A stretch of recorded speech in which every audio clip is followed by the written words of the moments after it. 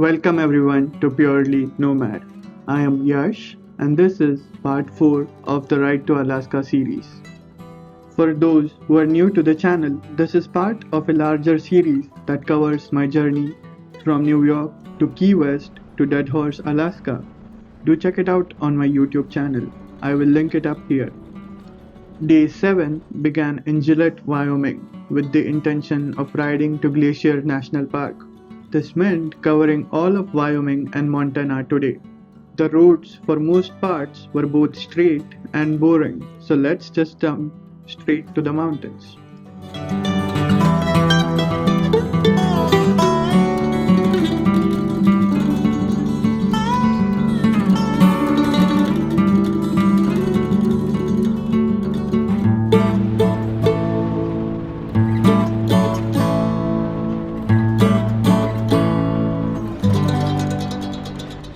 I had wanted to visit this area of Montana ever since I saw the video of Gears and Gasoline driving through here on their way to Alaska. Also, I always wanted to visit Glacier National Park, which is one of the most beautiful parks in the US. So, when it came to planning my route for this trip, I made sure to include this as well. I was thrilled to be entering the mountains. It was absolutely stunning, with roads cutting through the mountains and a glacial river flowing right next to it. It took us about 8 hours of riding to get here today, but the road instantly refreshed us.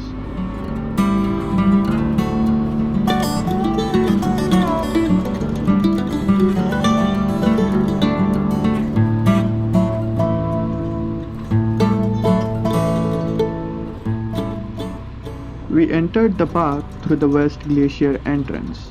Here, you can find plenty of food options, gift shops, and activities to do. We got the customary photo next to the sign and headed to our campground.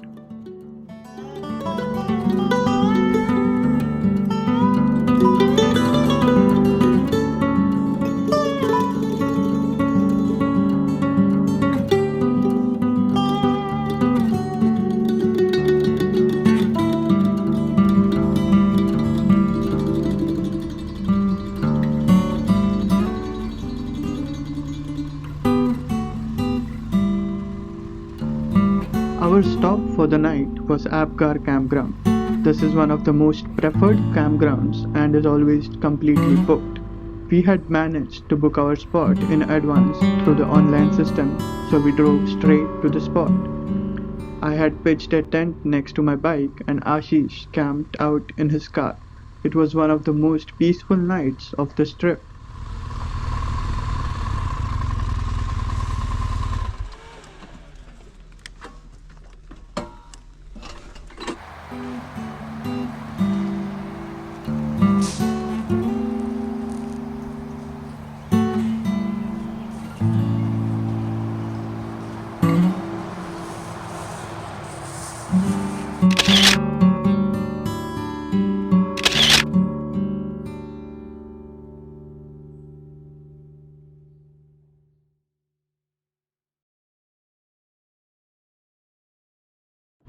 The following morning, we wrapped up the camp and set out to drive one of the most beautiful roads in the US, the Going to the Sun Road.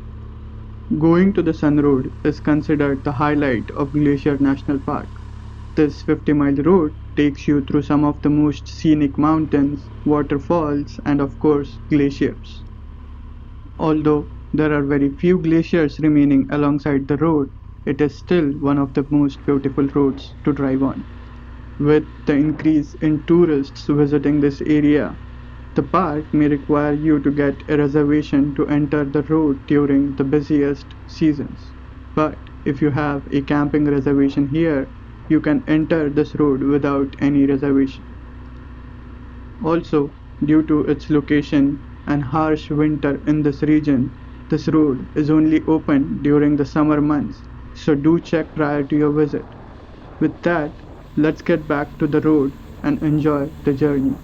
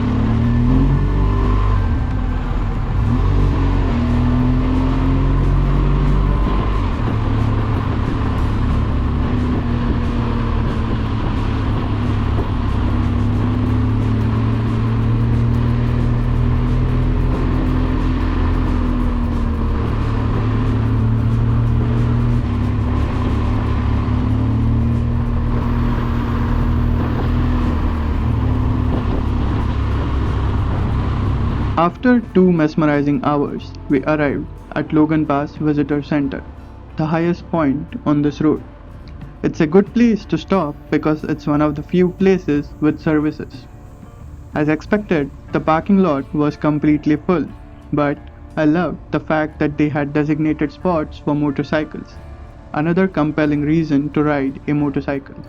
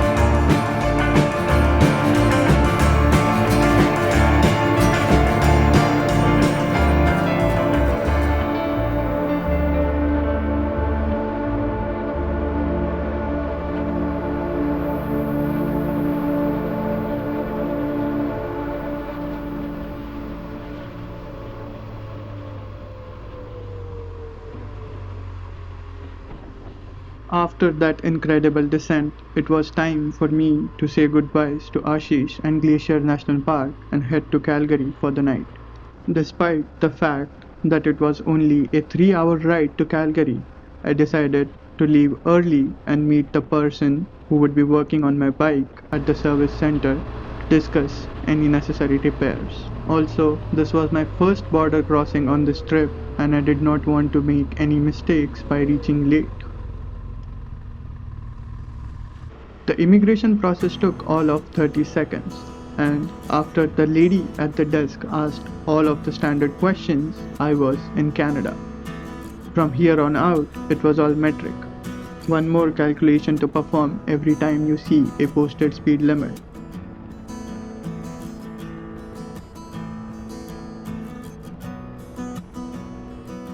After that, I headed straight to Calgary and met the guy at the service center and also bought a new set of tires for my bike. Glad I got an early start today. That is all for this video. I hope you liked it. If you did, you know the drill. See you in the next one. Stay tuned.